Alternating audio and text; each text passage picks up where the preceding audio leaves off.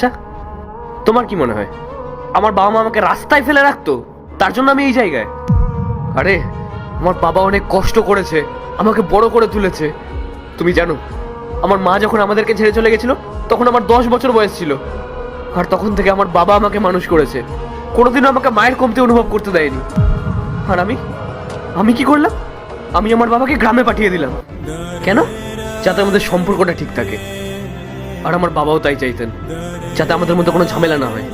আর শুধুমাত্র ওই কারণে উনিও গ্রামে চলে গেলেন। আর রইল পরে কর্তব্যের কথা। তো মেঘা, বিয়ের পর আমার কর্তব্য তোমার খেয়াল রাখা, তোমার বাবা মার না। আর তোমার বাবা মার খেয়াল রাখার দায়িত্ব হলো তোমার দাদার, আমাদের না। তাই মেঘা, তোমার বাবা মা যদি চায় আমরা ভালো থাকি, তাহলে ওনাদেরকে এখানে আসতে বারণ করো। রাহুল, তুমি একটু বোঝার চেষ্টা করো। কোথায় যাবেন ওনারা? দাদার বিয়ে হয়ে গেছে 2 বছর হয়ে গেল, আর এই 2 বছর তো বাবা মা দাদার সাথেই ছিলেন। আর এখন না হয় 2 বছর আমাদের সাথে থাকলো, আর তারপরটা পরে দেখা যাবে। কি 2 বছর? আমি ওনাদেরকে 2 দিনও এখানে থাকতে দেবো না। তুমি এক্ষুনি ওনাদেরকে কল করে বলো ওনারা যেন এখান থেকে চলে যায়। রাহুল, আমি আমার বাবা মাকে খুব ভালোবাসি, আর আমার খুব ভালো লাগে ওনাদের সাথে থাকতে। সত্যি বলতে আমি বাবা মায়ের সাথে যতটা কমফোর্টেবল ফিল করি, অতটা কমফোর্টেবল তোমার সাথেও না। তাহলে কেন বিয়ে করেছিলে আমাকে? কেন আছো আমার সাথে?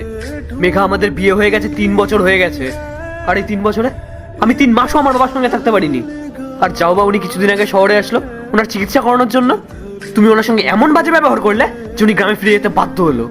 আর এখন তুমি আমার কাছে সে ড্রামা করছো। একদম আমার সামনে ড্রামা করবে না। তোমার এই ড্রামাগুলো দেখতে দেখতে না আমার ভিতরে সমস্ত ইমোশন নষ্ট হয়ে গেছে।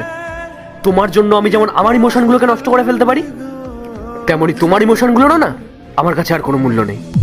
তুমি জানো আমার বাবা কতটা অসুস্থ ছিল? আমি কত কষ্ট করে ওনাকে মানিয়ে এই শহরে নিয়ে এসেছিলাম, যাতে ওনার একটা ভালো ট্রিটমেন্ট করাতে পারি এখানকার সব থেকে বড় হসপিটালে। আর শুধুমাত্র তোমার কারণে? দেখো, তুমি যে রুলসটা বানিয়েছো সেই রুলসটা আমি আর ভাঙতে দেবো না। প্রত্যেকবার আর তোমার কথা চলবে না। দেখো রাহুল, আমি তোমাকে অনেকবার বোঝানোর চেষ্টা করেছি, কিন্তু তুমি কিছুই বুঝতে চাইছো না। আমি তোমাকে শেষবারের মতো বলছি, যদি আমার বাবা মা এখানে না থাকতে পারে তাহলে আমিও এখানে থাকবো না। আমি তোমাকে ডিভোর্স দেবো। ডিভোর্স দিয়ে দেবে? ঠিক আছে, দিয়ে দাও ডিভোর্স। যখন আমার বাবা এখানে ছিল না, তুমি সেম ধমকিটা আমাকে তখনও দিয়েছিলে। আমি আর তোমার ধমকিতে ভয় পাই না। পার্ট 2 দেখতে সাবস্ক্রাইব করো ভেলকু 78M।